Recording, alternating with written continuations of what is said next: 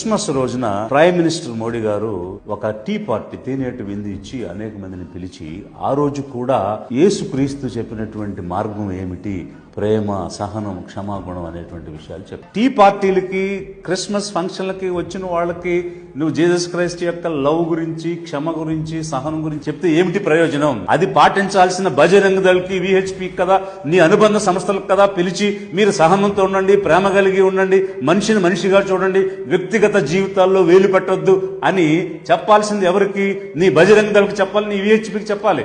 మీరు ఇచ్చేటువంటి క్రిస్మస్ తేనీటి విందుకు వచ్చిన వాళ్ళకి చెప్పడం, జీసస్ క్రైస్ట్ గురించి చెప్పడం వల్ల ఏమిటి ప్రయోజనం? ఈ దేశంలో ఉన్నటువంటి పౌరుల హక్కులు పరిరక్షించాల్సిన స్థానంలో ఉన్నటువంటి ప్రధానమంత్రి గాని, ముఖ్యమంత్రులు గాని, మరి ముఖ్యంగా బీజేపీ పాలిత ప్రాంతాల్లో ఈ దాడులు చర్చెస్ మీద, పాస్టర్స్ మీద, మిషనరీస్ మీద జరుగుతున్నటువంటి క్రమంలో ఎందుకు ఇవి రాబోయేటువంటి డిసెంబర్ లో జరిగే క్రిస్మస్ లో అప్పుడైనా ప్రైమ్ మినిస్టర్ గారు ఇచ్చేటువంటి తేనెటి విందులో ఈ Bajrang Dal, VHP, right wing organisations ఏవైతే ఉన్నాయో వారందరికీ కూడా వీరి యొక్క పీస్, హార్మనీ, శాంతి, సమరస్యం గురించి చెప్పాలనేటువంటిది కోరుకుంటూ ఉన్నారు.